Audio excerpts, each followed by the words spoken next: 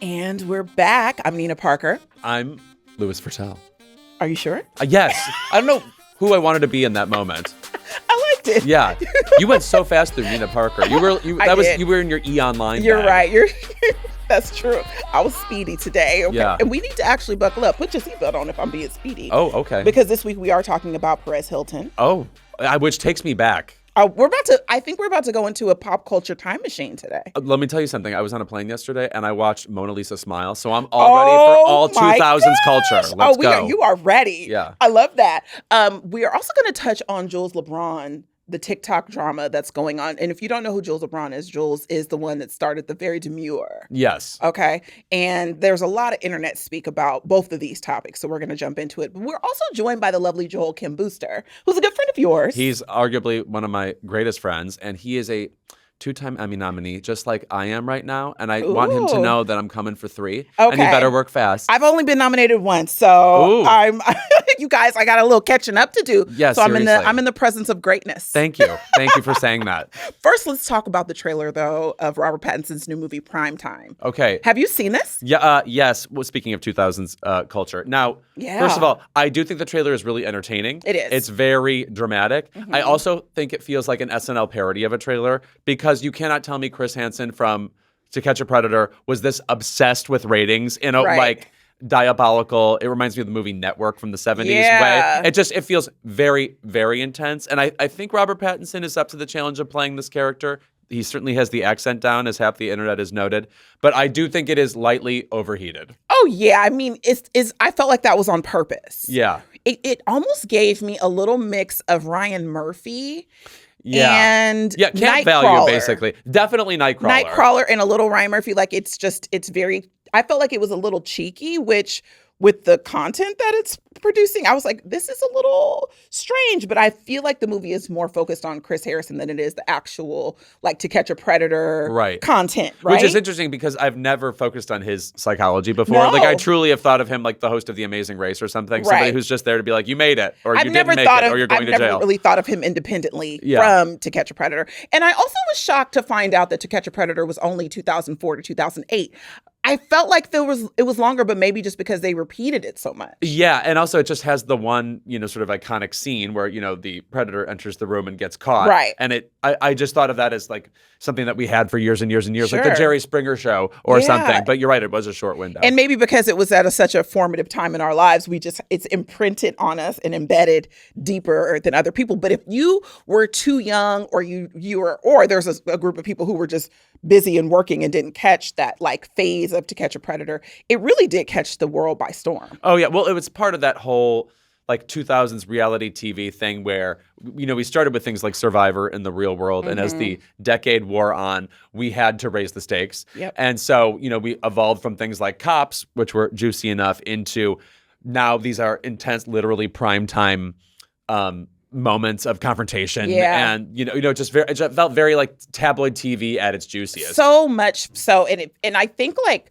that time, the early 2000s were, since we're talking about like Perez Hilton and the TMZ of it all, really was shaping a different type of pop culture that will change like the trajectory of how news is reported. And To Catch a Predator, I think there was also this push from traditional media to figure out how do they stay in the game. So I think To Catch a Predator was they did sensationalize it in the way that it was shot and filmed. And, it was kind of like a Jerry Springer in a sense. So it was incredibly addictive. Oh, yeah. No, also in the trailer, you literally see producers of the TV show looking at whatever the schedule is for like all the TV shows. And that was so cool. But it's like, I love any movie that does that. I mentioned Network from the 70s, but any movie about how can we game these ratings? Like making TV people seem like just the predators. That's how it is though. I mean, it comes down to numbers. That's their only job, Because I don't know if it's like this for you in Kimmel, but I know when I was doing like all of the news shows, they had boards like that. And, you're putting up your rundown and talking about what you think. And, sweeps was a thing, which I feel like sweeps is no longer, applicable to the life that we live anymore. Sweeps was a major part of television. Oh yeah, no, and if you don't know what that is, like it was like in February and some other time of year. It was year. like a couple 4 times months out of the year. Yeah, it was like this, basically like spring. No, not in the summer, but the spring, fall. Like a couple of months out of the year. You would see like episodes of a TV show with like they would have a major guest star or something, and they wanted the major ratings for that weekend because like if you scored the biggest ratings of sweeps, that meant like you could gain the most money in the future. Sure, and stay on air. Yeah, because they were looking at your sweeps numbers to see if they declined or if they rose, and that was going to depend on if you were going to stay, you were going to get your next season. So sweeps was incredibly important for everyone in TV. And now with the, digital, it's nonlinear, it's kind of evaporated. Here is my essay question for you. Who is having the better 2026, Anne Hathaway or Robert Pattinson? Oh, because Anne Hathaway is about to be in another movie, which people are fucking loving. Yeah, it takes place in the 80s, and I'm going to see that this week too. But I was seeing people having discourse about Robert Pattinson online, and someone was like, is he the greatest character actor of our generation? Slow down. And I said, whoa. No. Whoa. People are really, I will say he's very likable. I like Robert. He doesn't ever blow me away, but maybe that's because do you think he's so good that I'm not giving him enough credit because it's like, it almost just feels too easy? Well, let me tell you something. I do think people like seeing a little bit of effort, generally speaking. Right. Like even if it's prosthetics or something or whatever, it's like then you can say quantitatively that was hard. Sure. That said, yeah, I like him, and like he was really good earlier this year in the drama. Probably the best performance in that movie, I'd say. But you're right. Like, I don't feel like he's had a crowning moment as an actor yet, even though we put him in everything. I love him, and he's going to be again with Zendaya again in Dune 3. Right. So they've got some type of, which by the way, I miss the movie days where people partnered in multiple movies together. Right. Oh God, no. That is like a hallmark of like the 40s and 50s. Not just Fred and Ginger. Like tons of people would be paired all the time. Exactly, and and I always love a good pairing. If we're doing a Denzel and Spike Lee, if we're doing a Ben Affleck and what's his name? Matt Damon. Yeah.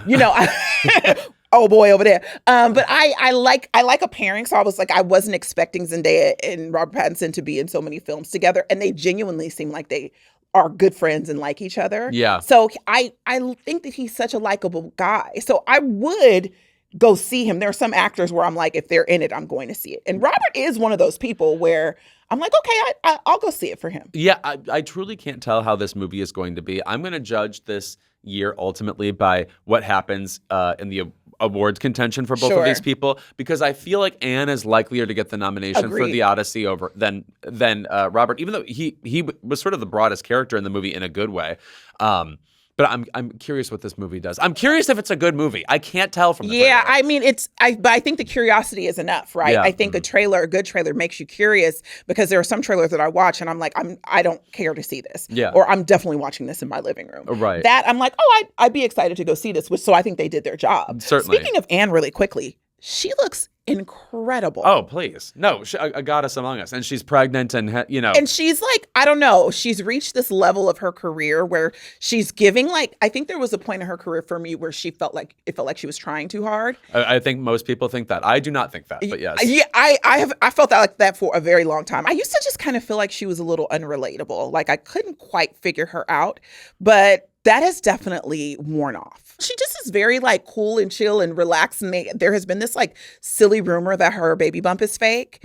And she addressed it and basically said like bump real, hair fake. Yeah, which I thought was so cute. Yeah, yeah. Like, she's not taking life too seriously. That said, though, I'm ready for her to be in awards contention again. I was saying before that it shocked me that she's really not been nominated for a thing since she won the Oscar for Les Mis, and she's just not just, I find, seriously charismatic as an actress, but versatile. Like, does whatever she wants. We've talked before. I still think her performance in Brokeback Mountain has so much mystique and interest and fascination to it, and so I'm always rooting for her to play characters that match her talent level. I mean, she can't get rid of them clips circulating about Havoc, though. No.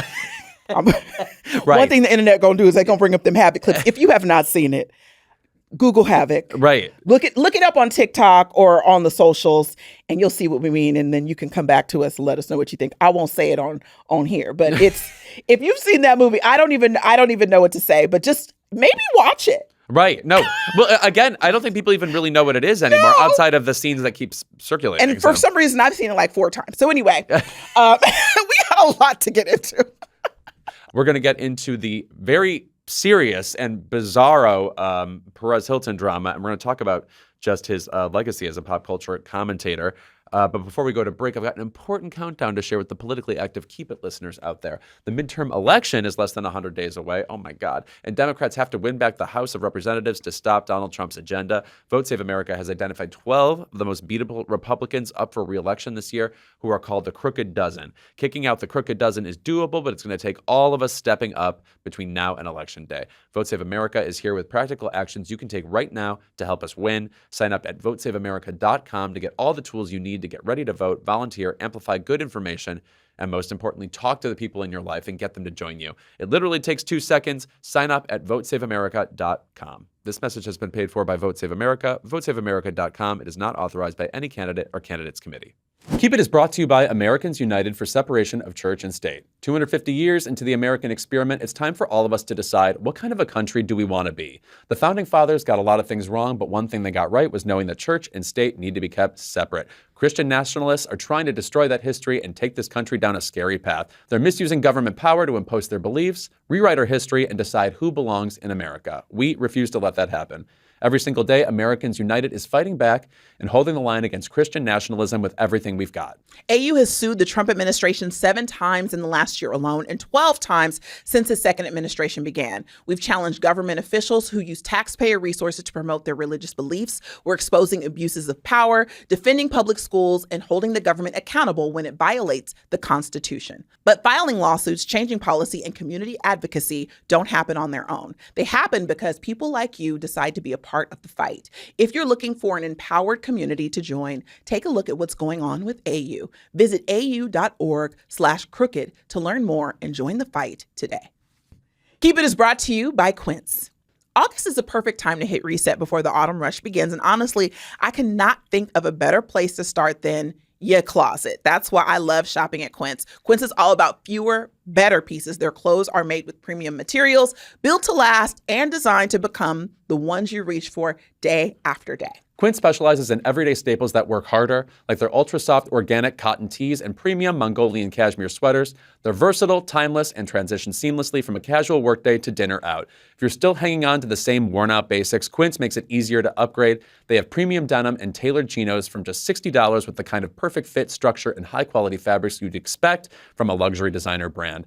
Everything at Quince is priced 50 to 80% less than similar brands. They work directly with ethical factories and cut out the middlemen, so you're paying for high quality, not brand markup. I wear this stuff all the time. I have a particular favorite pair of black Quince shorts that make me look a little bit like Friedrich from The Sound of Music. And it's not just clothing. Quince has become my go-to for everything from hotel quality bedding and bath essentials to premium cookware and travel must-haves. Yes, so upgrade your everyday. Go to quince.com/keepit for free shipping on your order and 365-day returns. Now available in Canada and the UK too. That's QUINCE.com/keepit for free shipping and 365-day returns. Quince.com/keepit.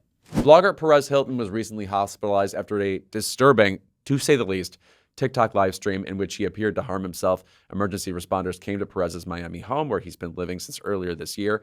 Perez Hilton's Miami turn is far from his LA heyday. As the most prominent celebrity blogger, he was known for his no-mercy takedowns of celebrities and occasionally their children, outing celebrity actors and exploiting stars like Britney Spears, Lindsay Lohan, and Amy Winehouse at their most vulnerable. Nina, how did you feel when you saw this news? And also all the warnings about don't watch the video. Because guess what? I did not watch that video. I didn't watch it either. Yeah. I mean, I wasn't looking for it. I am not a fan of looking at graphic videos. I do not think it's normal for us to see people being murdered in the street, hurting themselves. Like, this is not anything that should be normalized. So I'm happy that the video was pulled. And, from the discourse I've seen online, it was incredibly terrible and people do not recommend looking that up. So don't. But apparently the live stream did last for 15 minutes. And it was pretty intense and there was a lot of blood involved. People were concerned that his children who he lives with could have potentially been involved, but apparently they were not in the home, which was good to find out. And obviously, like, no one wants this for anyone. You're right. But I was looking at the statement when his team released it, his PR released it, and basically said that he was seeking privacy. And I thought, well, Perez wouldn't give Perez Hilton privacy. Yeah, right. If this would have happened, in his heyday, he wouldn't have given any privacy to anybody involved. I kind of think you live by the sword, you die by the sword. And I think, again, for another cliche, what's good for the goose is good for the gander. And so, like, if you have spent decades not giving anybody privacy, to expect privacy, I mean, you could ask. We could ask for $1 million. Yeah, right. You ain't gonna get it, baby. And I think, like, yeah, privacy, sure, but I don't think anyone is prying into Perez's, like, every little detail of his life, right? But are people going to talk about this? Absolutely. It's almost like they should have just phrased it any other way. Like, don't even bring up privacy. I just think the nerve to ask for privacy, like, despite everything that's going on, the nerve to ask for privacy, like, this is someone who has been the most invasive to people. It's not even that he did celebrity reporting. If we're talking about, like, what Perez has done, because there's a long list.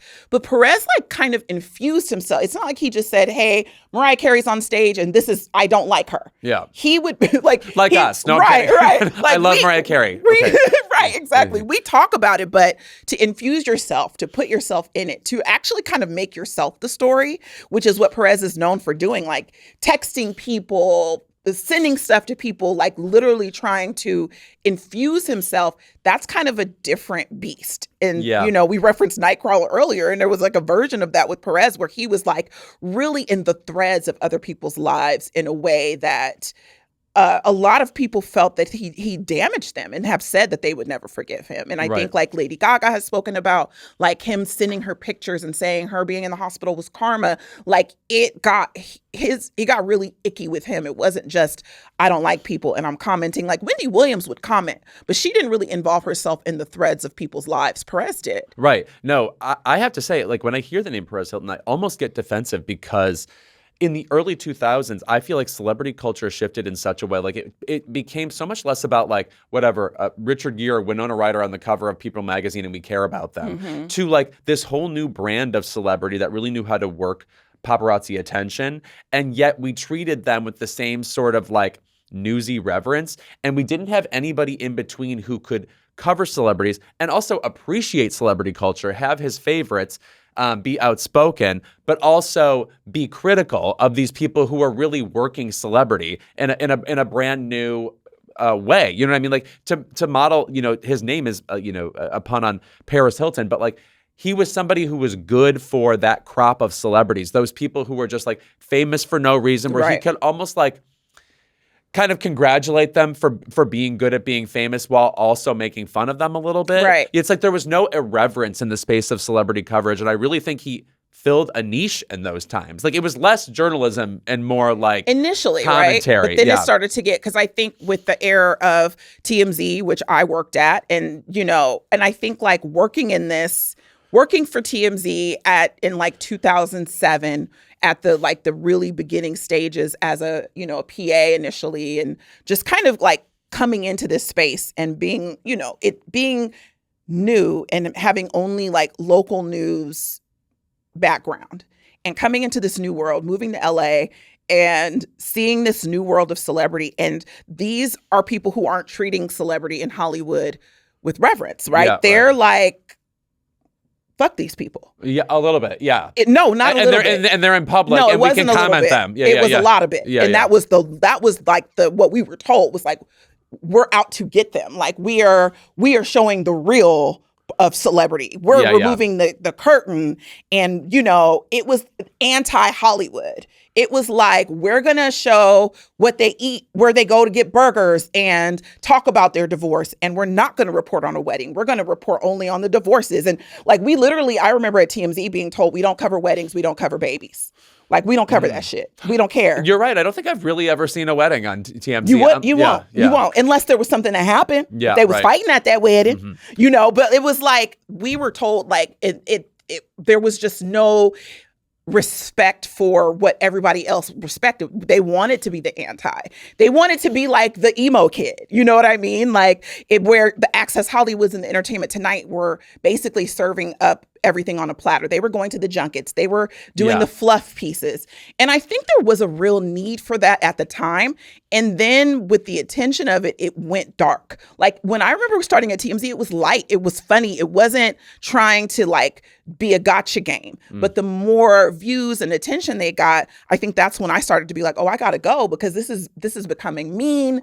This is like less like silly. That's the Britney Lindsay Lohan era precisely. Yeah. You know? Yeah. And it was, I remember like, you know, we worked with Perez. You know, he would contact Harvey all the time. Like there was this very insular relationship with all of the news organizations. Everybody knew everybody. The EPs from Extra would come to TMZ. Like, don't let it fool you thinking like all of these places had nothing to do with TMZ. They wanted everything to do with them. And they would all be infused together, coming up to visit our offices, talking to Harvey. Like everybody was dealing with each other and working with each other. They just reported it differently. But they all behind the scenes kind of operated like him. They just had to play the game a little bit better because they needed interviews and we didn't. Right. We didn't need it. We weren't on red carpets. And I think that gave a little bit of power. And I think Perez got the same power by just posting paparazzi. All he did was post paparazzi pictures and videos and draw on. No, I have to say, I don't want to say he deserves a certain amount of respect for that, but like really, he was taking images off the internet and built a following off that. Well, he was buying them. He was operating because, I mean, obviously you can't. Oh, yeah, because those are Getty images. Yeah, you're buying them. Or Splash images or whatever. Yeah. And he's operating it like a real official blog, and he knew the game, and he also knew so I know a woman that used to work at Twitter, and she just did a Substack on how she got a call from Lady Gaga when her album was releasing because Perez was on Twitter leaking her album. And he knew a savvy way to do it. He wasn't leaking it. He was posting reposts of it. So like he knew like savvy ways to get around it, but he was trying to sabotage her. And in the Substack, she writes how Gaga was freaked out, how she had poured her heart into this debut album, and Perez was trying to ruin her life because of his, allegiance to Madonna. And he felt like Lady Gaga. This is during the Fame era? Like her first album? No, her first album, okay, yes. That's interesting because I think of him as instrumental in her rise because I saw Perez Hilton interview Lady Gaga and I remember it was during the era she's wearing those big crystal dresses and he asked her, what is this inspired by? And she goes, cocaine.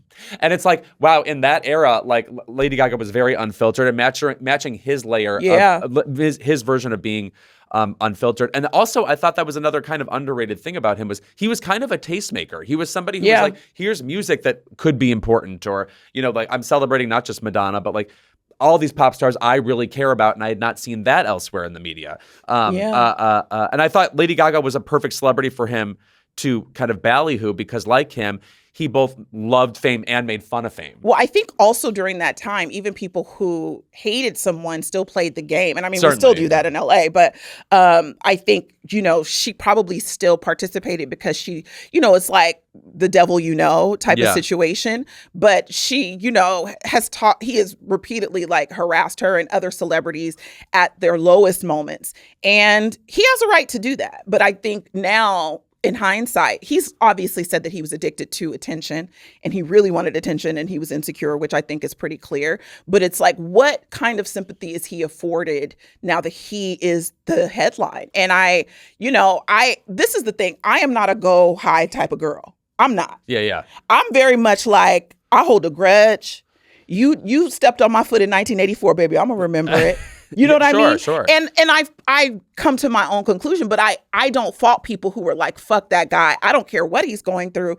Is it the nicest PC thing to say? No, absolutely. You hope that everything is fine with his children. But I think there are some people who will never forgive him for those personal harms that they felt he did. And I think they have every right to feel that way. You just brought up that tweet that Lady Gaga put out once where she talked about when she was going in for a specific surgery, he messaged her and said something like, this is karma for, I think, like ripping off Madonna or something. Yeah. Let me just take a beat. When did we start believing that Lady Gaga truly ripped off Madonna? That is not true. No. I say this as a huge fan of both of them. She is certainly a female pop star who often sometimes has blonde hair. I agree. I think in a way we punished Lady Gaga, and he did too, for being one of the first pop stars to be smart enough to be like Madonna. Yeah. You know? I think she was just brave in her own thing, but a boss. Sure. I mean, where do the comparisons end? But people, it's just like when people compare, Little Kim and Nicki Minaj. Yeah. There are some similarities. There is something about someone paving the way. Yeah. And you taking a piece of that. But I had never looked at that. I was so excited about, I remember, just for a funny throwback story, I'll never forget, Johnny Lopez worked with me at TMZ, and he was always he just knew everything before it would happen.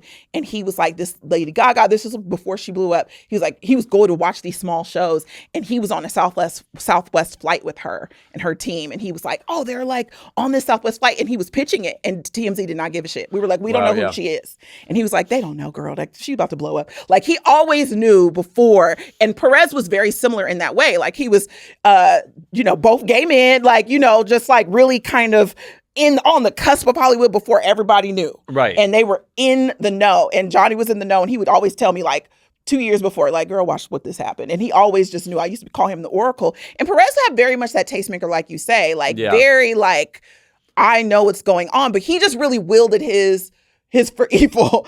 And there are a lot of people saying, well, is this karma for his behavior? And he has not been in a good space for the last few years. Like, he had a sepsis issue. He's had a lot of health issues. And it's like, is it okay for people to root for his downfall? Yeah, but it's like, didn't he already have the downfall? You know what I mean? It's like he is not, the sort of crown prince of like celebrity culture anymore. It's like, I will say this. Once upon a time, I was a regular reader of his in around 2006, 2007, whatever. But then there was a site after that called Delisted by Michael Kay. And that sort of took over that space for me, where it's like, that gave me the irreverence I wanted about celebrity coverage and the knowledge without the ickiness of, I'm literally watching a celebrity like during the last days of their lives, potentially having the worst time. Also, what's interesting is like, people give Perez a hard time for like the lewdness of how he would comment on people, which just is to say, like, literally drawing like semen on their faces or whatever. When I didn't like Perez Hilton the most was when he would post someone looking terrible or someone at their lowest, and then the comment was just so sad. It's like, well, that's not true for you. I know you are relishing this. I know this is like the bread and butter of what you do. And also posting it because you know what people are going to do in the comments. He was also really famous for posting, like, when Britney Spears was going through her breakdowns, and I don't know if you remember. I mean, of course you remember when she was getting like she would just go to like Taco Bell runs and sit on the curb and cry. Yeah, right. And then just post the photos and just be like, look at her. And it was just, he was getting fed. Like, it's not that he was doing this on his own. There were people who were consuming this, right? Like, people weren't giving it attention and consuming it. There's always a layer of hypocrisy, I think, because it's like people were eating this the fuck up. Eating it. And I mean, look, and again, like in the Tyra thing, it's easy to say now in 2026 what we should have been doing. But 20 years ago, people were eating this with a fork and knife because it was so different. And I think that really started the beginning of like social media and the transparency. Because remember when people used to get covers of and releases of babies? Remember like your baby debuting on People? I think Angelina Jolie got the highest number. I think it was like $12 to $14 million for just the first pictures of the babies. That's not a thing anymore. Yeah. Remember? Yeah. Like every baby they would get millions of dollars for a magazine cover. And that is completely obliterated now. Like that culture changed that. So it really was like him or love him, he was really integral in this like really shifting of the times and how things are. That being said, like you can ask for as much privacy as you want to, but baby, like, was, like I said, was good for the goose is going to be good for that gander. I almost wish the comment or the statement he put out was just, actually, you know what, just hit me with all your questions, whatever. There's something about like, I wish that he would have used the last few years to really publicly make amends with some of the dark stuff that happened with him, to talk about it, to have those conversations. I would have been so interested to see him have one-on-ones with people who maybe he harmed or maybe, and he said like there are some people like Neil Patrick Harris that he spoke with that have forgiven him.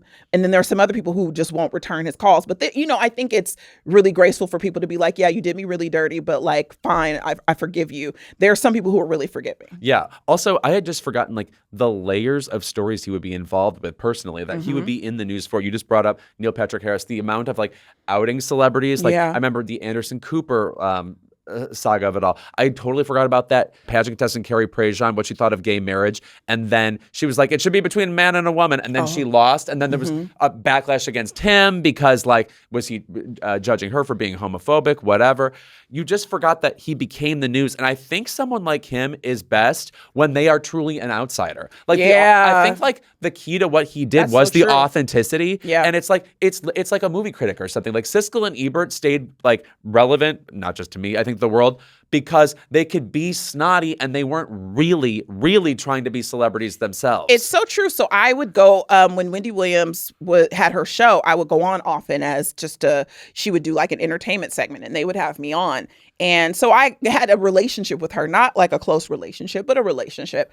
And I remember I went to her dressing room once and I was just like, how do you navigate? Like, this is, 10 years ago. And I'm like, how do you navigate this? And she's like, I don't make friends with these people. Like, I am not friends with celebrities. And she was like, and she told me, she was like, and you shouldn't be either. If you want to be able to do your job well, do not befriend these people. And you should know they're not your friends. Yeah, right. Also, that's the brilliant answer. They're not your friends. They're not your friends. And it was such brilliant advice. You can network with these people. And I do have friends now because I've been in the business for 20 years. But as a young woman, she was basically saying like your goal should not be to befriend the people that you are reporting on. Like if your goal is to stay objective and really tell the truth and really have a voice, then you can't mix, this one with this one because it's gonna skew how you report on this. And it was the best advice as a young woman that I could have gotten because when I was at TMZ, it was hot. And there were so many people who thought, well, it's just better to be cool with them. It's better to be in bed with them. So let's make friends with them. And they would invite you to the parties and they would invite you to dinner and these events. And it is very addicting. There's an aroma of this like lifestyle that people live that you can get caught up in. And I think that advice really kept me from being like, nah, like I'm going to we can keep a cool relationship, but I'm not going to the dinners. I'm not going to the private parties. And honestly, I think it kept me off drugs. I think it kept me in line because it's so intoxicating. It's very hard to resist. And I think like that conversation with Wendy really helped me focus and kind of stay in my lane. And I think Perez did not stay in the lane because who most people are not going to turn down an event to Madonna's house or, you know what I mean? Like, who's going to say no?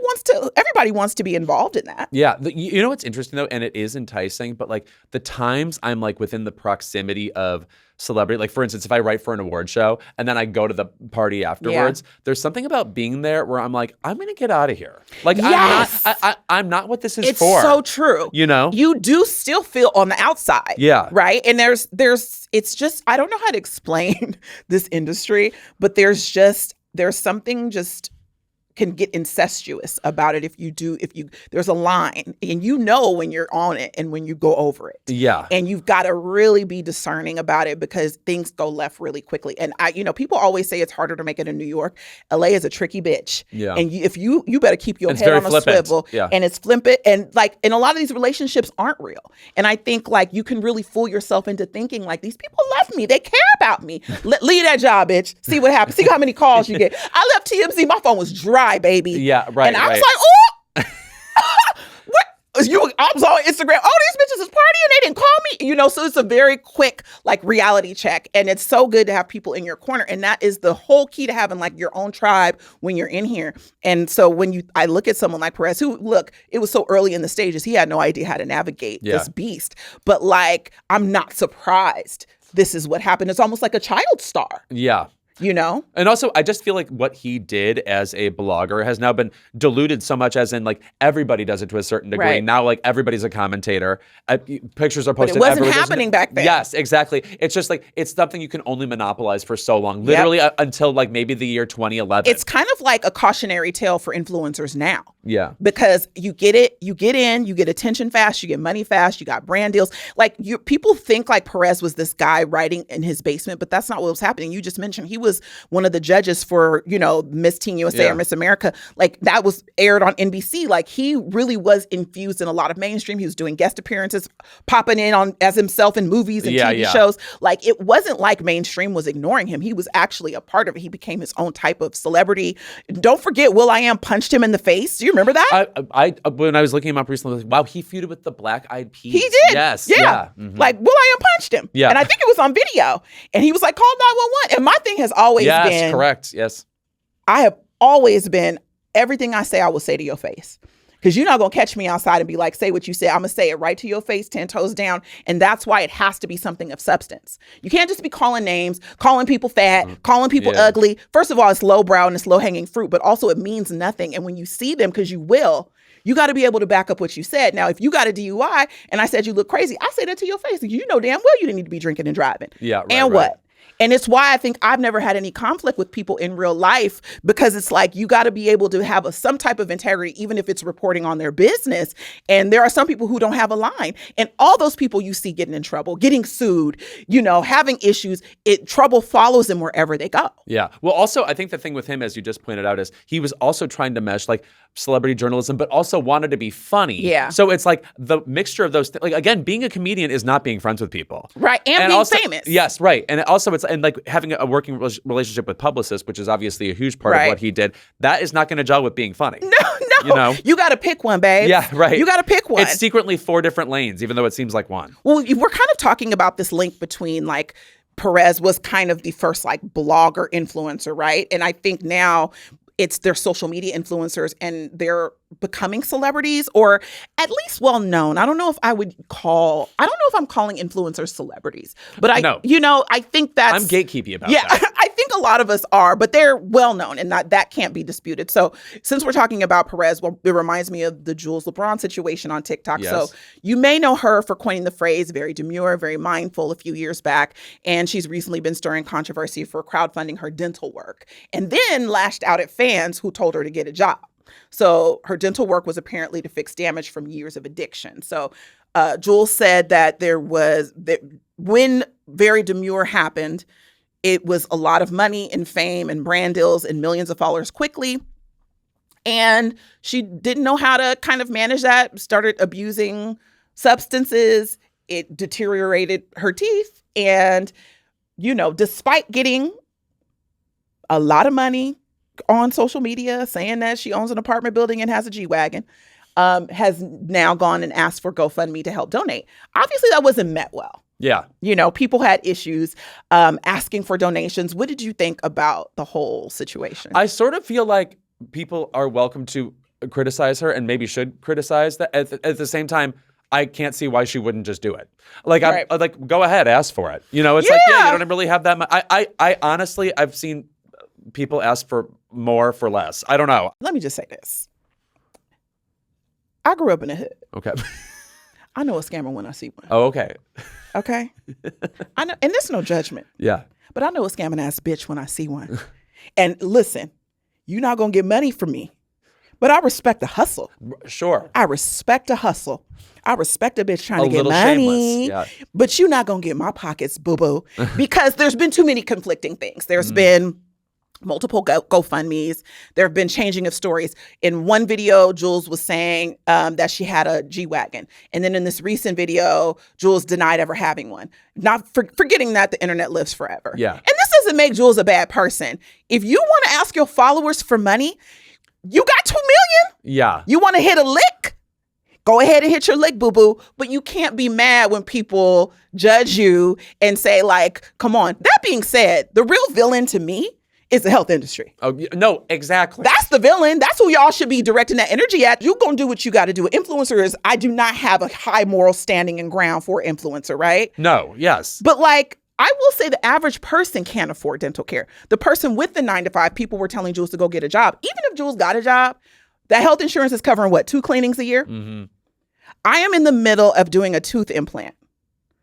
$14K. Right. No, teeth are like, we're like without secretly sedation. Elephant tusks. Yeah. Without sedation, like baby. Ivory. If I want to do this shit raw, it's $14K. Let me add a little anesthesia. I'm hitting a good 20. Yeah. You know what I mean? It is no joke. So it is kind of like, Is it realistic to ask for somebody? None of us should be having to ask for, if we need help with our teeth, we should be able to get it without going through the rigmarole. So I do understand like utilizing resources. That at the same time, we can't be mad if people are critical of that, because people are projecting because they're pissed because they can't afford their own health care. Of course, people met this with some type of contention. Yeah. No, but at the same time, I can't blame her for asking. And also, can we just talk about G-Wagons for a second? Why are people obsessed with these? They look like a tall hearse. You've got 3 bodies in that car. I have never thought about them. I will never see them the same now. No. I think you've changed my way of looking at them. No, you're at like a bad person's funeral or something. I will say they're not very comfortable. No, what's have you the been good in part? them? Like you kind of feel like you're in like a tin can. Like you have to slam the door. Like you can't close a G-Wagon door. You gotta slam it. It's a status symbol for sure. It's like wearing a chain on the street. Like to me, it's not the most like economical, like realistic thing. Oh, you think? It's a fucking Partridge Family school bus and you're driving it with one person. And do you know like G-Wagons start at like $200K? No, of course. No, like, it's also the gas mileage is like bizarre. So that's why I'm saying, I think when Jools said they had a G-Wagon, someone was like, well, sell that motherfucker G-Wagon. Yeah. You know what I mean? That's a quick 200. It's a quick, and you even used a 2006, and not that I've looked it up. Oh, somebody's in the market. I mean, I may have Googled a G-Wagon or two. I mean, it's new money over here. You gotta know. We have to know. What is money if you can't spend it? But I'm not gonna ask for a GoFundMe. Yeah, you know, right. I'm gonna get my hook a crook. Yeah. But like, I do understand like seeing like this whole glam glitz lifestyle, going on Tamron Hall and saying you're getting $50K for brand deals, a deal, and then you can't brag and then beg. Yeah, I guess my feeling is I've just heard so many people like win a bunch of money on a game show or what. Like I won $100,000 here, Sure. $500,000. Money comes and fucking goes. Ooh, I'm sorry, baby. it's so easy to spend it, and I think it's easy to spend it not lavishly either, just on a couple of things. Yeah, and then whatever. Like 3 years from now, it's hard to pay for. I don't think people are taught how to be brilliant with money. And this is the thing, and I will say, as someone who, I think I've talked about this when I was at TMZ, I was getting literally $600 a week, right? Mm. And then when I left TMZ and went to work at The Insider, it was like a real TV job. Yeah. Where I was getting paid a lot of money, and I lost my mind. Sure. Let me look at me. Yeah. Gone. Yeah, right. I went to Rodeo. I was like, I hit Louis. I hit Gucci. I lost it for a little bit. And then I got fired. Yeah. And was sitting in there with them bags like, well, now what do I do? But it taught me what kind of financial literacy I needed to have the next time. But just remember, like, that is a lane of privilege. My friends who understood financial literacy, who didn't get a credit card as soon as we walked on the college campus, like I did, like I ruined my credit. I made every bad decision in my 20s so that I could make good decisions in my 30s, not realizing that there were some people who had been prepared with financial literacy from childbirth. And I think like someone like Jools, who basically came from nothing, you give them that kind of money, it is like a drug. It is kind of like you do go crazy, because it's just like being able to have like this gate open for you that's been closed your whole life. Like, yeah, you gonna blow something. You know what I mean? It'd be weird if you didn't spend any of it. Right. You know what I mean? Right. I'm sorry. Are you a human being? It feels good to spend money on yourself. And there's no class. There's people talk about your team and stuff. Most of these teams don't give a damn about you. Yeah. You are still in right. They do not care.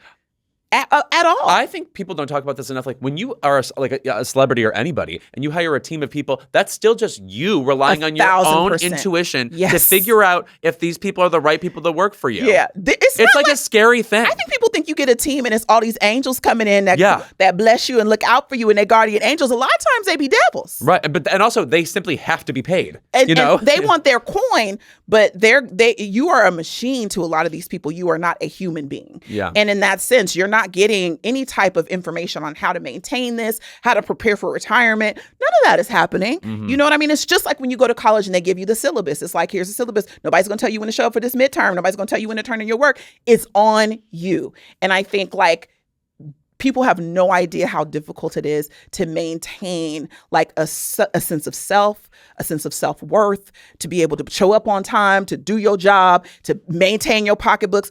That is a full-time job too. And it's not easy on the mental. And also to have trust with the people around you. The bigger you get, the more trust you have to have in certain people. And I think that is just terrifying no matter who you are. 1,000%. I do want to say Jools did take down the GoFundMe.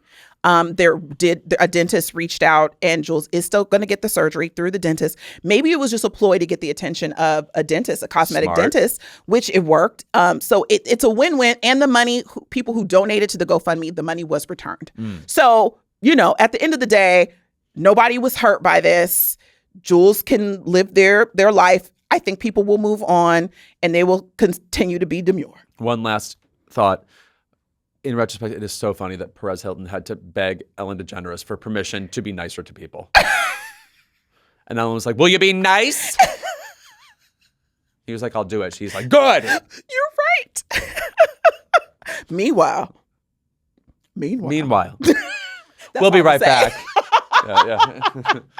Keep It is brought to you by Nutrafol. Summer is full of vacations, weekend getaways, and spending time outdoors. And when you're packing for a trip, the last thing you want is to be worrying about your hair. That is the reason that I love having Nutrafol as part of my routine. It's helped me feel more confident about my hair, whether I'm just heading to the beach, exploring a new city, or just enjoying a long weekend getaway. Nutrafol is the #1 dermatologist-recommended hair growth supplement brand, and it's the #1 hair growth supplement brand personally used by dermatologists. Nutrafol's hair growth supplements are peer-reviewed, NSF certified for sport, and clinically tested. It's not a one-size-fits-all approach. Nutrafol offers multiple formulas for men and women tailored to different life stages like postpartum or menopause and lifestyle factors such as a plant-based diet, so you get support that's actually right for you. Adding Nutrafol to your daily routine is easy. Order online, no prescription needed, with automated deliveries and free shipping to keep you on track. Plus, with the Nutrafol subscription, you can save up to 20% and get added perks like a free Headspace membership to support your hair health journey. Let your hair become one less thing taking up space in your head and see thicker, stronger, faster-growing hair with less shedding in just 3 to 6 months with Nutrafol. For a limited time, Nutrafol is offering our listeners $10 off your first month subscription and free shipping when you visit Nutrafol.com and enter promo code KEEPIT. That's Nutrafol.com, spelled Nutrafol.com, promo code KEEPIT. This episode is sponsored by BetterHelp. You've heard me talk about BetterHelp for a long time, but I don't know that we've ever actually talked about how much people love this service when they use it. You can check it out yourself at betterhelp.com/reviews to see amazing customer reviews in real time. The reviews are updated every day with hundreds of people saying how much they love BetterHelp and how helpful it's been to them. Please visit betterhelp.com/reviews to see for yourself. BetterHelp has an average live therapy session rating of 4.9 out of 5 based on over 1.7 million client session reviews. The feedback from people who have actually used the service speaks for itself. More than 6 million people have used BetterHelp globally. The consistent feedback from real users makes it easy to see why so many people continue to choose BetterHelp. BetterHelp therapists have at least 3 years and 1,000 hours of hands-on experience. They also hold all required education, training, and certifications across a range of mental health specialties. BetterHelp makes it easy to get started. Answer a few questions, get matched with a therapist based on your needs, and switch therapists at any time if it's not the right fit. See the reviews, see what stands out, and see if BetterHelp is right for you. Visit betterhelp.com/keepit. That's betterhelp.com/keepit. Our guest this week is a man of many hats. He's a stand-up comedian, Emmy-nominated writer, actor, producer, and relationship expert on his podcast, Intimacy Coordinator, out wherever you get your podcasts. You also know him from Loot, Scrubs, Shrill, Big Mouth, writing and starring in the movie Fire Island, and so much more. Welcome back to Keep It, Joel Kim Booster. Hello. Joel Kim Booster. So nice to be here. You're mostly my friend. I just want to establish that. That's your main credit. That is my main. All of those things would have meant nothing. I would not be here if I was not friends with Louis. What is Louis like on his free time? Oh, I'm so sorry. This is why we dragged you here. Does he turn up? Yeah. Oh, definitely. He's a turn up queen. What? I think actually it's funny because Louis, I think, is somebody who will bring me out more than it used to be reversed. I think when I first moved, I was bringing Louis out a lot more. You be outside like that, Louis? Yeah. I mean, outside is a liberally defined word. We all know this L-fanning complexion can only handle so I love much. it. No, he goes hard. Yeah. I feel like you, first of all, have always hosted a podcast. Like you're almost never not hosting a podcast. Do you think, are you ever determined to abandon the medium, or is there something about it that actually speaks to you? I would love to abandon the medium. Are you done? Listen, I really love doing my podcast. I have a blast doing it. I had a blast doing the last one. But it is one of those things where I think the next podcast I'd want to do would either be like a slightly more contained at about one thing rather than like, because having to be like, make sure at minimum, because you'd hope your guests would be, but like you have to be the most interesting person at any given point in time in the podcast, because you can't trust that the person next to you is going to do it. Certainly. And it's just like, it's a lot of pressure when you're talking about something as broad as relationship stuff. And to remember to be funny, but also like responsible, especially when you're talking about like relationships and sex and stuff like that. I don't know. It's a lot. Like I really want to do, well, I guess I shouldn't say it, so somebody could do it. But I used to run a show in Brooklyn called Fuck That Movie, where comedians would come on and do like 10 minutes on a movie that everyone else loves that they hate. And I would do that as a podcast, but do like 12 episodes a year. You know? Yes. You want to do like a limited series. Exactly. Give me the limited series. Fuck That Movie is also just should be a podcast. Hating movies is the safest thing you can hate. I think we need a little bit more like good hater culture. Absolutely. Do we? I would say we do. You do? We not in hater culture right now? And, well, I'm just saying, as in like safe hater culture where like you can do it kind of like productively, as opposed to just I hate that person. Yeah. I don't know. I want a little more love. I feel like we hate everything these days. I'll just face this way. Wait, so you do stand up as well, though, right? Yes, ma'am. So are you touring? Like, do you like a tour? I just finished a tour back in June, and I do like touring a lot. It's interesting because people accuse the people on the coast of being like sort of out of touch with what real America is, and it's like, babe, I've been to Boise. Like, I know what they're talking about, and it's not what you think it is. Right. Either. I really like being able to go to different places in the country that I think are definitely more challenging than, being in Brooklyn or LA. And just, when I started touring in 2016, like before anybody knew who the fuck I was or cared, my first headlining set was in Wilmington, North Carolina. And it was just like, when you come up that way, and you're used to going out every night, like having to prove yourself because these straight people don't know who you are or care if you live or die. It just made me a better comic. And I honestly think that I was a better comic back then than I am now, that I have people in the audience who are there to see me. Because they know you. It's almost like being around your friends who are going to coddle you a little bit, where the strangers give it to you raw. They're coming in like a little bit more like already like tipped over to my side a little bit. And there have been moments, like I had a show in Chicago where I was like, okay, that wasn't that funny. Like I was like, what are you guys doing? Like, is there a gas? I disagree with my own audience. Be honest. Like, don't love me so much. I don't trust as much anymore. Well, it's funny that you say that though, because I feel like if people are fans of yours, like they've already gotten a good time out of you. So when they go to see you live, they're expecting that good time. So they'll create it for themselves. That's very true. Yeah. I mean, that's what stan culture is. Like, people love you, and you could but you might hit a place where you don't do any wrong. So they will defend, and twist reality to make. I mean, Lonnie Love. I just was on a show. Love with her, Lonnie. She has the best bits right now about how she wants a man that is devoted to her as Trump supporters are to him, because it is like he can do anything, and like they'll be like, no, he didn't, or if he did it for the right reason. Exactly. I think we all want that. But like with touring, so I just had this conversation with Yvonne Orji where she was saying that she loves touring, but when you're off the stage, you have such a high. But when you're in this, especially if you're touring multi-cities, you're in this town where maybe you don't know anybody, and it can be kind of lonely to be so charged, and then you go, you walk out, you're like, well, now what the hell do I do? Yes and no. So this is the nice thing about being a gay guy is, and Louis can attest to this, I know gay men in almost every major city in America. Somehow, just from like literally going to one Pride, and you'll meet like 15 guys from 5 different states.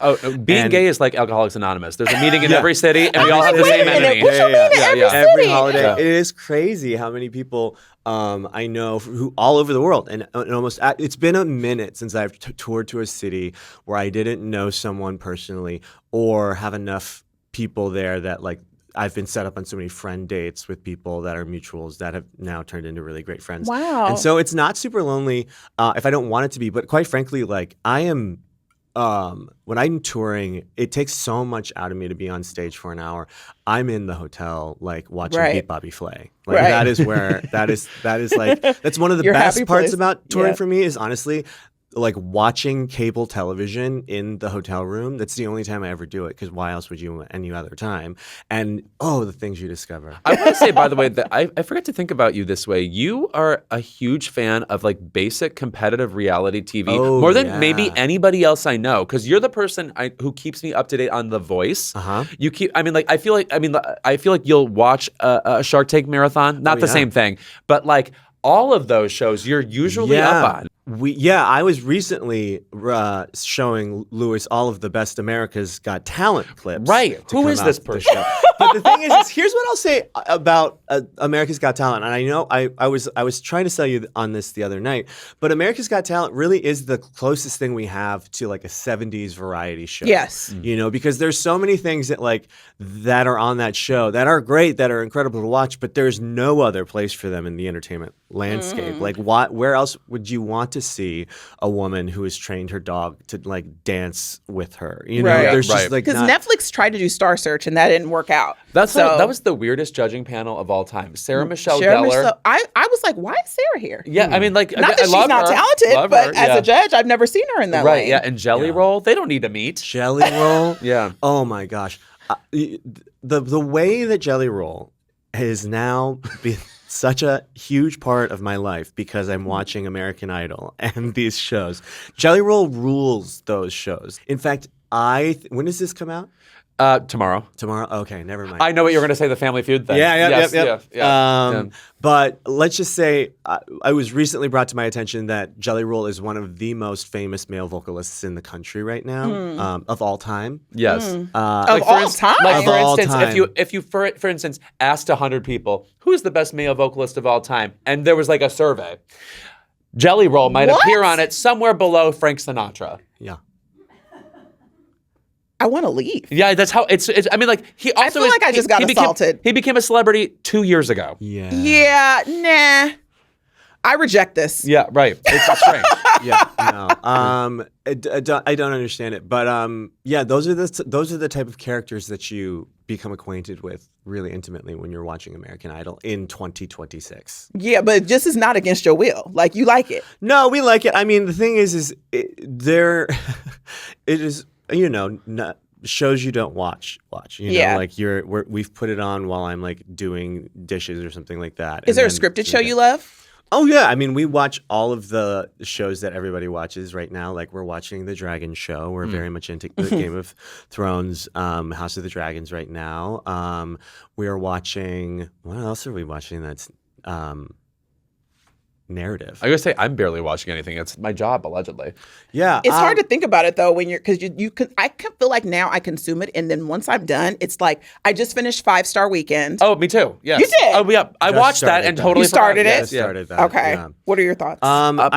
Chloe guys like 70, it? better than she's been in a few years. Yeah. I think often she's more important as an interviewee than as an actor, and here she was good. Everybody seems to be having a blast. Like that. Yeah. I love when you can see it. And Regina Hall. Regina Hall. So glad anytime to see her. I feel like I want her. She's doing a lot. Like she works, but I still don't feel like she's getting the love that she is incredible. No. She's so funny. She, by my estimation, should have 2 Oscar nominations. 1,000%. At this point. She's incredible. For the girls, like such an underrated. Support the girls. Support the girls. Yeah. Such an underrated performance, I thought, from that year. And I don't even remember what beat her out for.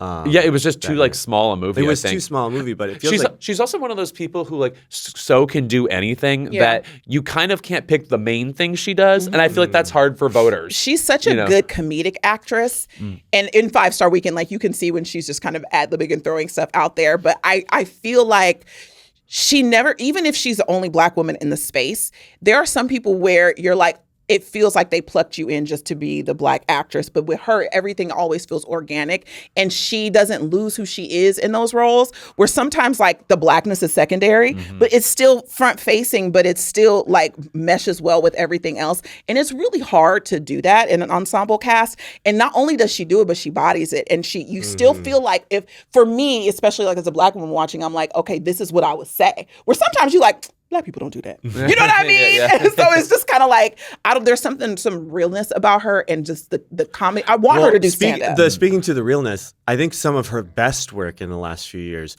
was accepting an award on Kevin Costner's behalf. That is one of the funniest award show moments of all Didn't time. want to come She's on. so funny. I mean, it was truly like an off the cuff, just like, she's a legend for that. Right, what did she say? Like, he's at his house in like Malibu or something? Yeah, he couldn't be here because of was it the fires? Yeah, I or think like it was the fires. Or it was like air pollution. It was before that. It was like something like that. Yeah. And she was just laughing. Look it up. Was it the Golden Globes? Yes. Yeah. And oh my God, the delivery. No, she's exceptional. She's a genius. No, back to your podcast, which is about giving love advice, etc. Ooh. Here's the thing. I like the idea of giving advice, and yet if people are asking for it, I can't think of one particular problem someone could ask that I would like to address. Like, what is the ideal request you could get that you could address? Usually it's the easiest ones are, should I break up with this person? Mm-hmm. Oh, that's fun. Because those, I mean, as long as they give you enough context, usually, I mean, the thing is with that question is you can almost always say, like, if you're writing this email, you should probably break up with that person. Like, if you're outsourcing this decision to me, a stranger who you like listen to once a week, it's just like, then I think you know. And you can always tell too, because they're always like, should I break up with this person? I don't really like him and he's really mean to me and I'm not attracted to him anymore. And it's just like, okay, you've clearly, how could I answer it in any other way? And you know that. You know that. You just wanted to hear it. And like, I think those. But it is like fun sometimes when it's a little bit more on the bubble too. Isn't it shocking though? I find it shocking when I'm listening to like relationship podcasts. Some of the things that people do in relationships are terrifying these days about like, wait, I recently saw this woman was asking for advice because she had to give birth to twins, and the week that she was due, and she had to induce, and her husband asked her to move the inducing so he could go on a hiking trip.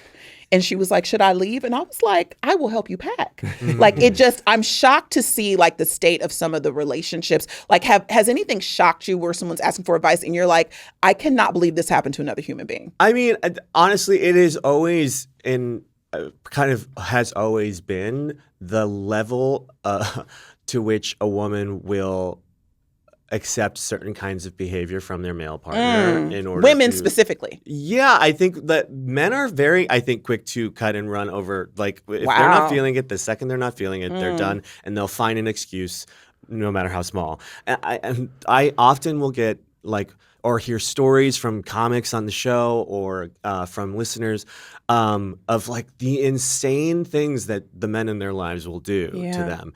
And still they'll find a way to justify or like say, but, you know, I think I really love him or something like that.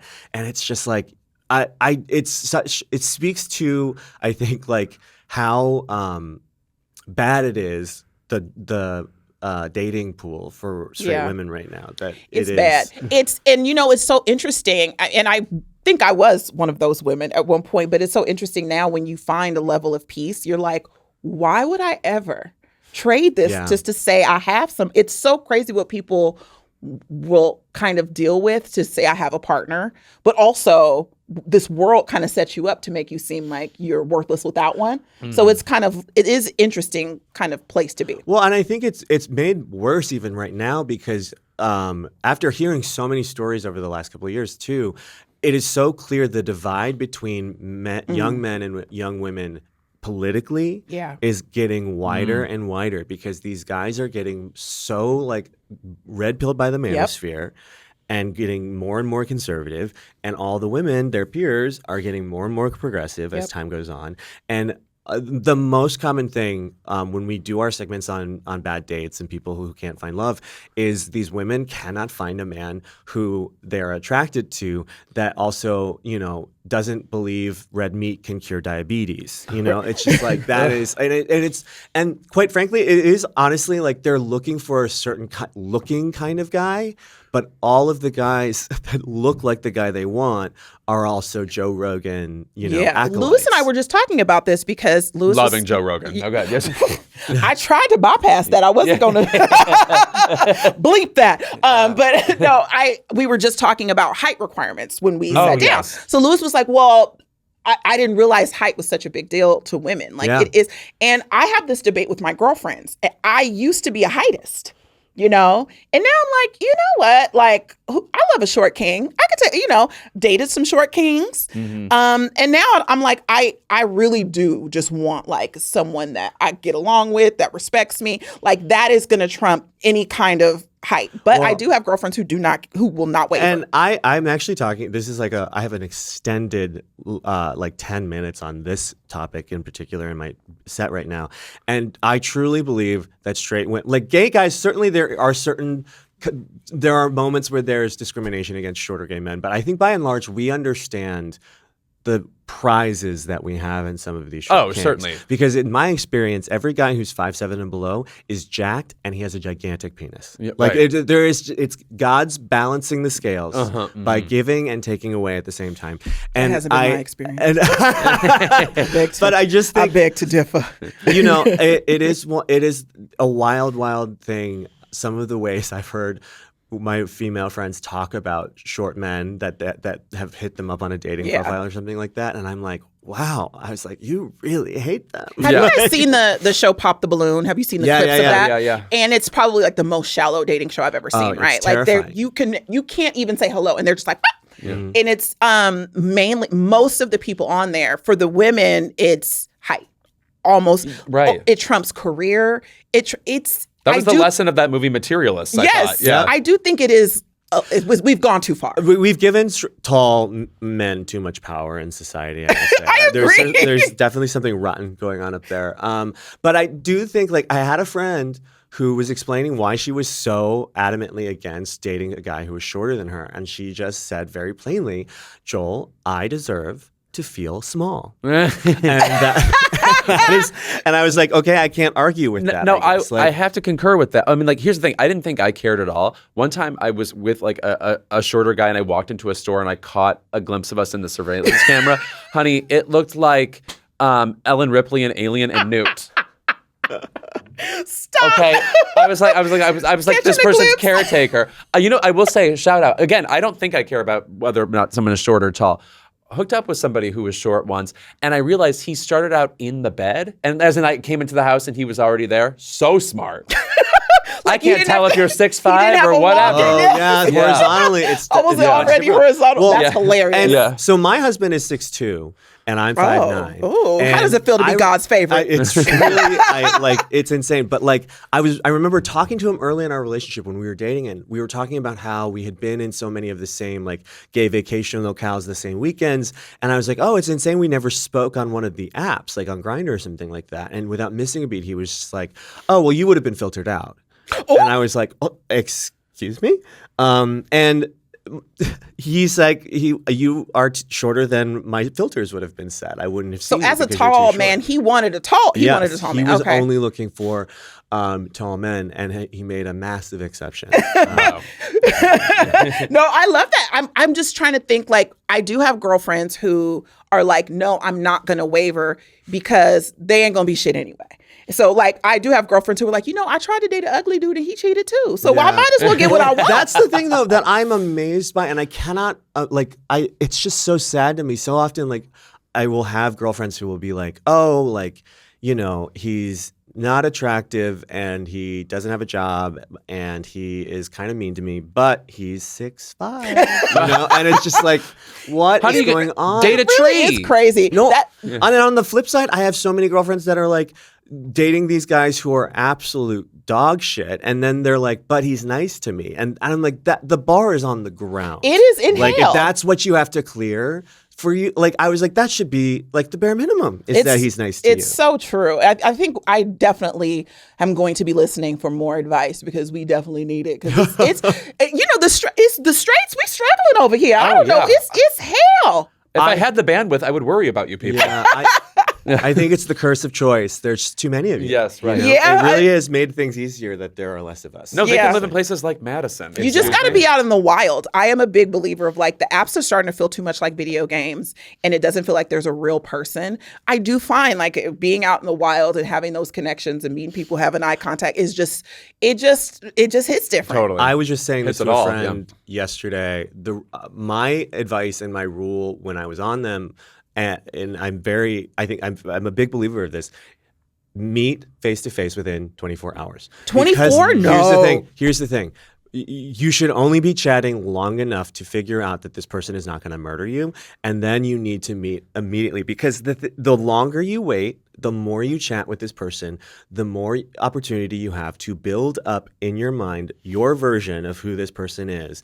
And even if they look like their photos when you show up to that date, if you have built up the way they carry themselves, their energy, you've had time to imagine like all of these things about them, they're never going to meet. See, but for a woman you're worried about safety though, because I think with dating that like, I don't think men understand the priority for women is like, for men, you feel like your feelings might get hurt. Women, we could get murdered. No, absolutely. You know what I'm saying? So for me, you're not meeting me in 24 hours, babe, because you need to get vetted. My team ain't even, my homegirls, we got to vet you. We gonna Google you to the socks. You don't get 24 hours because I got to know you. I got to know where your mama stay.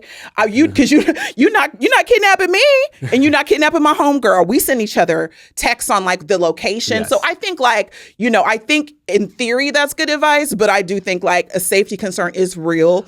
In 24 hours, these people be crazy on the app. Right. Well, that's why I caveated with as much time as you need to figure out he's not going to murder you. Okay. Yes. Yeah. Okay. So that could be 24 hours or 2 weeks. Yeah. Yes, right. A year. I need to get like 2 weeks to vet you. Right. Because we're going to put you through some systems. And see, but that is such a long time to imagine a person. That's true. And it can, and voice it's unfortunately like such a huge factor. Voice is much voice? A huger what do you thing mean? from like how they sound. How they sound. What do you mean? How they talk. No, I know, the but sound of their voice can be either a big turn off or a big turn on, or it can ruin the. You should be gay sometime. Wow. It's so much fun. This is not just a gay thing. I know plenty of women who have met guys off of Bumble and been like, but he sounded like Larry David. Yeah, and right. That would have made him. Yes, she was insane for that. I love a Larry David. It is like, I think it's definitely a thing. Maybe especially if you're not going to meet and you need more time, like do voice notes, do some FaceTime. FaceTime for sure. So hum a few bars. Yeah.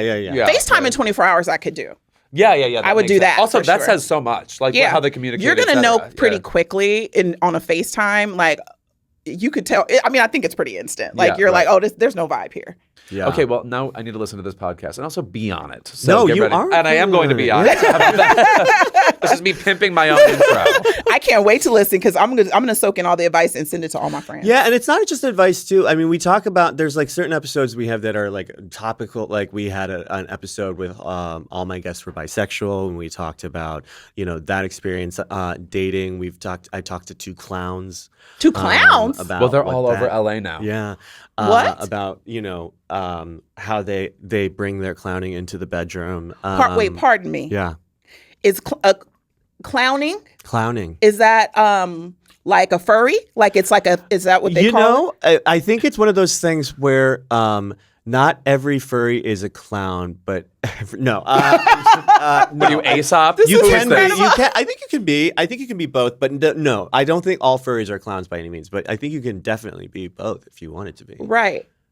That would be an amazing. Okay. I hope you take that with you into the world. I'm soaking this up. I'm fascinated. Furries are. I will say, I would never even imagine speaking ill of a furry on a national platform because they are the best sub-segment of the LGBTQ community, of gay men specifically, certainly. They're the most, oftentimes the most socially progressive out of all of us.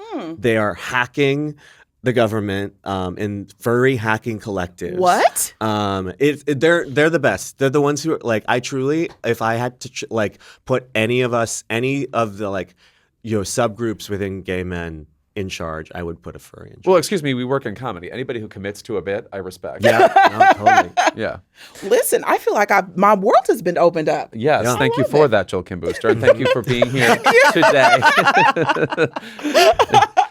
And Joel, we want you to sit right there because you're going to be joining us for our favorite segment on the show. It's Keep It when we return. All right, you guys, we are back, and it is time for the most cutting part of the episode, our Keep It's. Joel, you are our guest, so we have to start with you. All right. Now, I was going to talk about true crime documentaries, and they shouldn't have actor portrayal reenactments in them. I think it's cheating. Sure. But I think there's something more pressing and on my mind that I wanted to do. So here it goes. To all of the bad crowd work clips that are on Instagram Reels and TikTok, keep it. Okay? If you are a comic today, you cannot post a clip of you doing crowd work where the biggest laughs are coming from what the audience has said, not what you have said. That is posting an L on the timeline because even if you're talking to someone in the audience and they say something crazy, like what they do for work is it doesn't matter. You have to be in control. It's close-up magic. You should be the one who is running the show, not the person who, says that they're an arms dealer for Israel as their job in the audience. Like that is a gift, but you need to make it funny, not that, So I get really frustrated when I see, we all need to post, but at least have a little bit of respect for what you do, that you post something where you're the funny one. But the interaction is the crowd work though, no? The interaction is the crowd work. But when I do crowd work,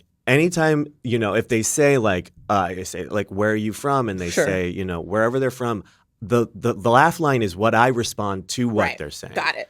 And that is, and certainly I wouldn't post anything else if that happened. If the audience member is upstaging me, why would I post that online? I also think if you're going to post something like that, it has to be really, really fucking good because we have been so inundated with that. I'm sorry, The Big Sick came out 9 years ago or something. It's just a very old form of communication during a show. The reason people are doing it, and I'm very sympathetic to this, is that in order to sell tickets to your tours now, you have to post content. You have to post clips of you doing stand-up.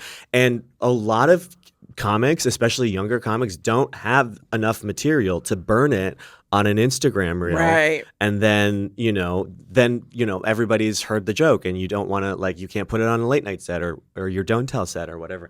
And it's that I understand. And so these crowd work clips are so ephemeral that it doesn't matter if, you're if it's good or bad, you're not gonna. It's not kind of blurring, right? It's now starting to just be an experience. Yeah, But I will say too, it's sort of it's conditioned so many audience members now that crowd work is a normal part of the show, and they have now, I think, even are thinking how to be funny. Is it heckling is almost being normalized? It is encouraging a lot more heckling, I think, because I think that people think that they're additive to the show now in a way that unless you're invited to be additive to the show, then you're. Right. I can guarantee you're not. Because then I think you see those clips of the drunk girls on a girls' night, and they just start yelling at the stage. I think people forget you kind of got to wait for the teacher to call on you. Yeah. Also, it's we have entire improv shows where they literally ask for suggestions. Go to those. Stop interrupting somebody doing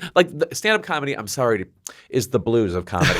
Confessional. Well, and this is vulnerable. In 15 years of doing stand-up comedy, I will never understand why a bachelorette party chooses a stand-up show as the activity. You want to go to an activity where, by the definition, someone else is the center of attention. Right. I agree. That is just setting yourself up to be, unhappy. Of course, you want to go. If you're doing your bachelorette party, go somewhere where you're the center of attention. I just think a comedy show is a 2-person minimum. I'm taking a girlfriend. I'm not taking a group because I'm going to be more inclined to talk, right? And I'm one of those people. I don't like you talking to theater.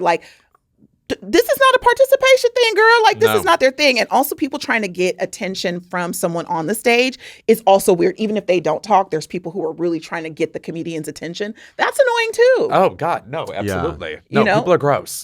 People are going now to be their own type of comedian. It's weird. Yeah.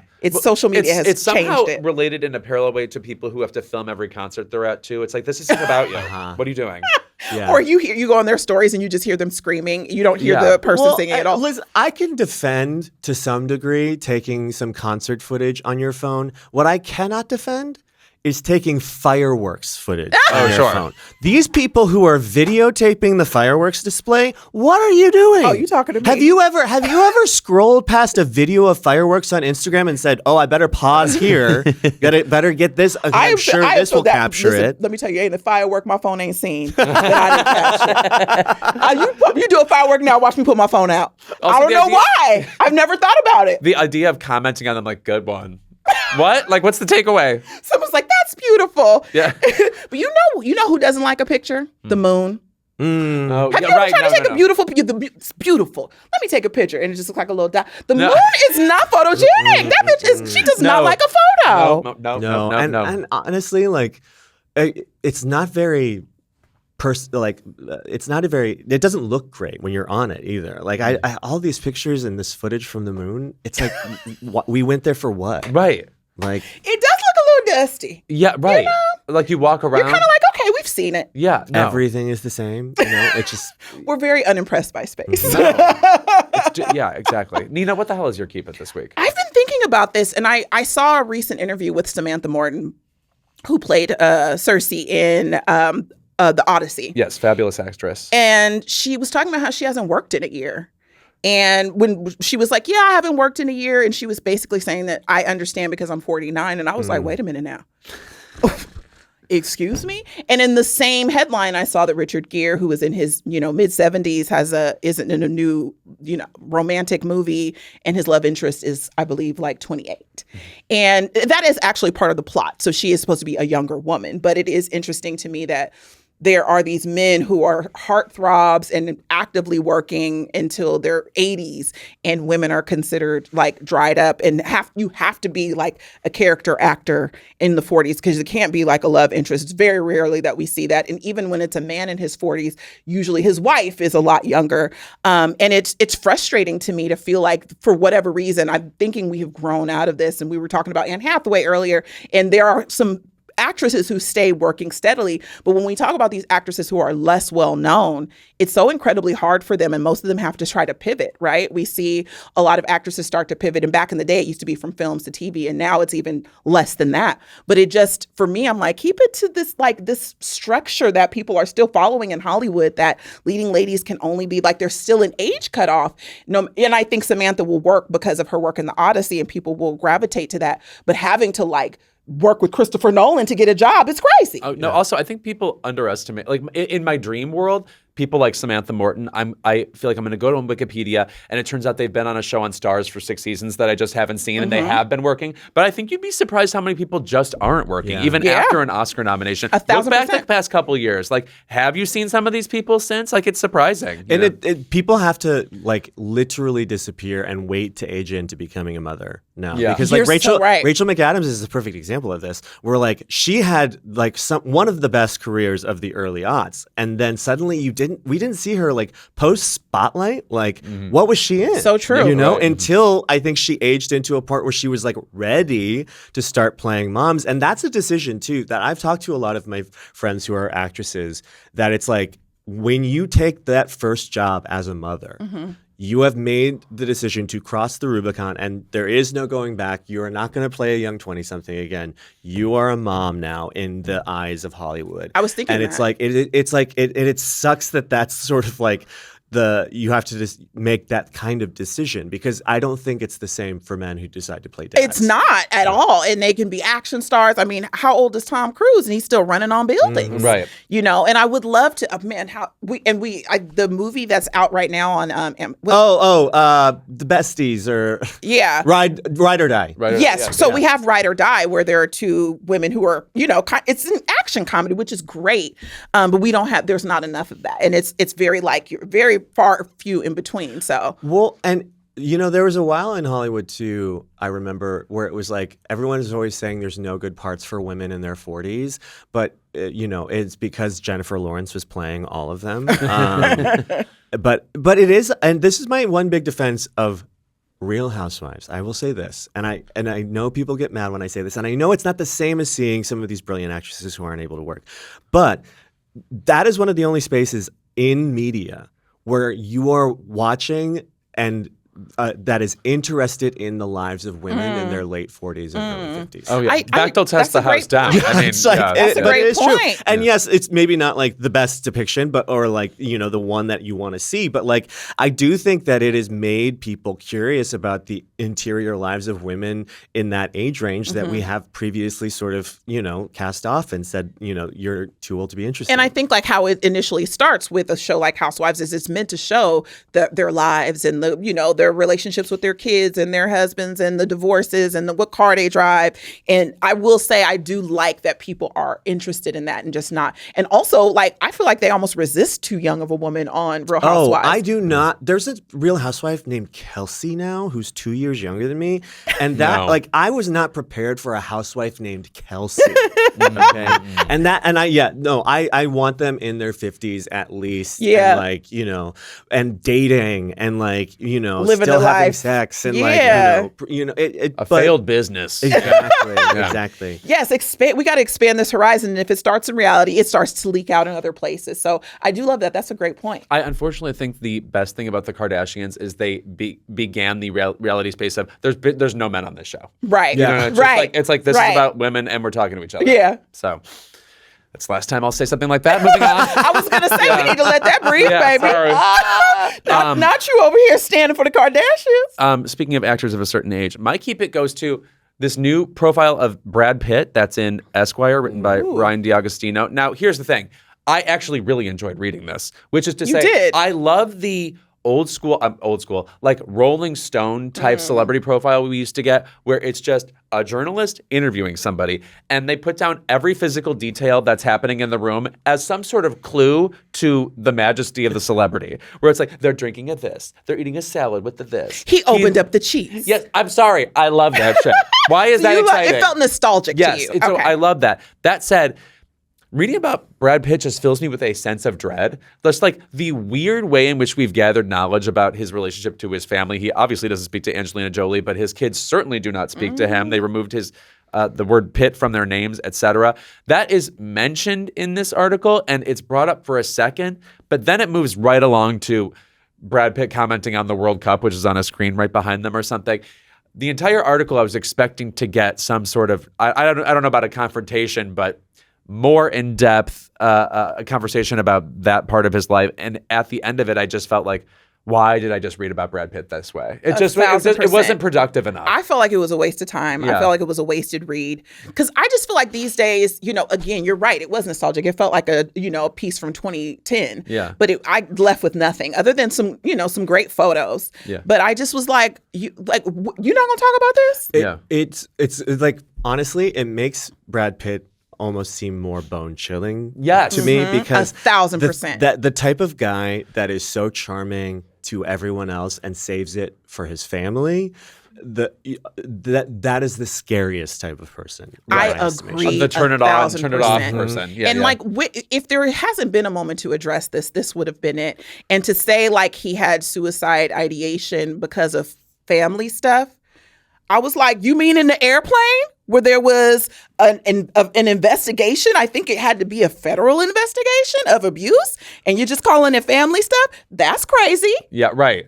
No, right. Yeah, and also the kind of insisting on the reporter bringing it up so that he could be like, yeah, family stuff. Like, it's almost felt like he should have been forthcoming. Sorry. Why not just have I have never heard someone soft tease suicidal thoughts. Yeah. Mm-hmm. Like, we're not going to get into the weeds here? Well, and I agree. I also miss that era of celebrity profile. But here's where I think that this profile back in the day versus now would have gone down, because it's clear that his publicist told this guy, do not talk about this, XYZ, or we'll talk about this in these ways and then we're done. Back in the day, they would have also said that. But the journalist would have said, and I was going to ask about this and this and this, but their publicist instructed me not to. Totally. Really thrown something like that. And this just felt sort of like, I don't know, weenie to me. Yeah. I think you hit the nail on the head. I think it was incredibly telling in what he did not say. Yeah. And so he doesn't come across as a likable person in this at all. So we should all say something amazing about Angelina Jolie. You know what? She was good in that Maria movie. I'll never watch it again, but she was good. Yeah. And shout out to all them children. They are living their best lives. Oh, sure. They graduating college. They are thriving. There's like 38 of them. Yeah. Tom and Brad, their kids don't mess with them. Do you think, after all of this, do you think it's one of those things where her and Jennifer have like had a phone call? Oh, I would love that.